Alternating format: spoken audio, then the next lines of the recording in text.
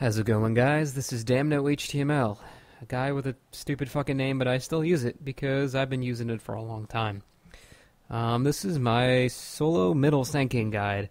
I've been doing this for a very long time, and I don't really see it that often, so I thought I'd make it a little bit more well-known, and maybe I'll see it more often. So I've been playing Senking pretty much since he was released in Dota 1. That was one of the first ones to actually make a Senking guide, and one of the first to make the whole Blink and Epicenter combo as popular as it is. Other than that, that's pretty much all the credentials I have, so fuck me, right?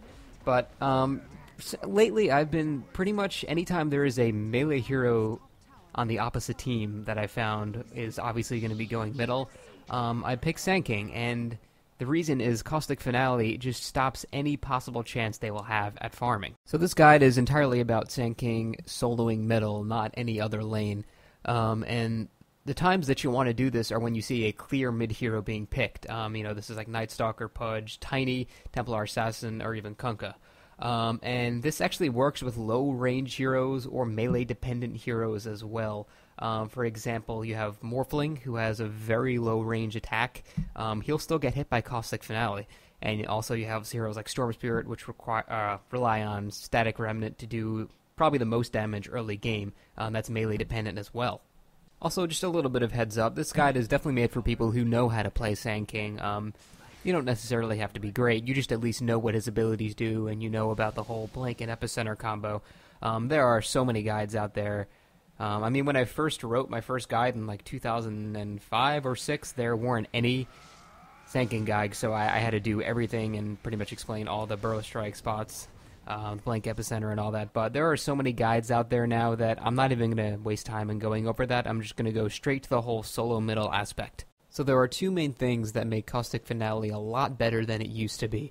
The first one is the range. As you can see right here, it's pretty much Morphling's entire attack range. So if he's going to go try to get a creep, he's going to get hit by a Finale no matter what he does, and that's doubly worse for all melee heroes. The second thing that has been improved by a lot is the duration. It used to last about 1 second, so you could only get it on one creep. But now you can actually inject multiple creeps at a time and basically set up a chain reaction bomb. As you can see here, I hit one creep, then I hit the second, and then finally the third, and when Morphling finally comes in to get that CS, I start the chain reaction, and it literally just kills them entirely. And this is so much easier to do, actually, with melee heroes. Like here, Slark is coming in. I'm pretty much just ignoring him and just setting up all the creeps to be injected. I see that number one's getting down low enough to be killed, so I start the chain reaction by blowing all those up. And it does so much more damage than people realize. So as solo middle Senking, you pretty much have two jobs. The first one is to keep whoever is in middle shut down. If they're a melee or short-ranged hero, there's really nothing they can do to farm, because Caustic Finale is just going to destroy them no matter what. There's really no counter for a melee hero. The other thing you're going to want to do is farm a Blink Dagger, probably within 7 to 8 minutes, and this is really easy if you are against a melee hero, because they can't really stop you from farming. Caustic Finale is just way too good for farming and stopping them from farming. And then once you have a Blink Dagger at 7 or 8 minutes and you're ganking the top and bottom lanes, people just don't expect that soon, and having Epicenters that quickly, it's just easy double kills every time the spell is up, so there's really no excuse to not start roaming once you get Blink. As far as what skills to get, you're going to really only focus on two.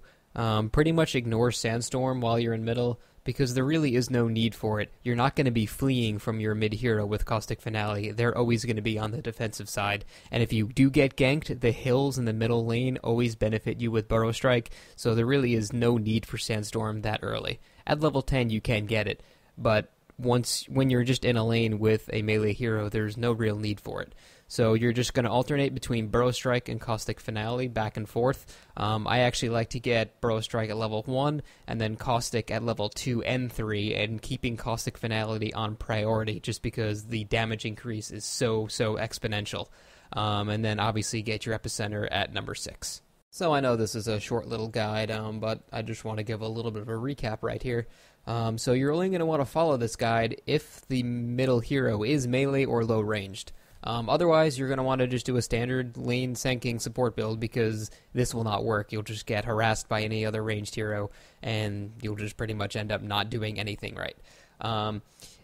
To keep the middle hero down, though, you're going to want to inject every single creep in every creep wave with Caustic Finale by attacking it once. This ensures that they can't get within 400 units of any of the creeps in the creep wave, and they also can't deny you because that will require them hitting their own creep, being in range of it, which would cause it to explode and damage them.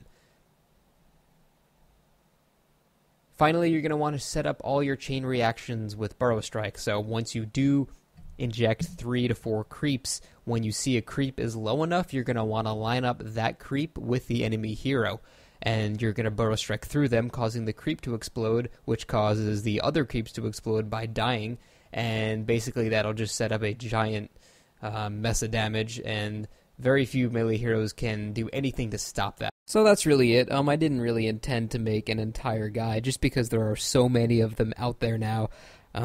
My guide is a little outdated now. It actually uses the old Aegis of the Immortal that you could buy as one of the key items in his build, so that's actually how old it was. But I might end up doing an entire guide, but for now, I really kind of want to see more of this in higher level games. I just think that the middle solo Sand idea versus any melee is just the perfect counter, even better than, say, like Batrider or any of those heroes that are usually picked in this type of situation.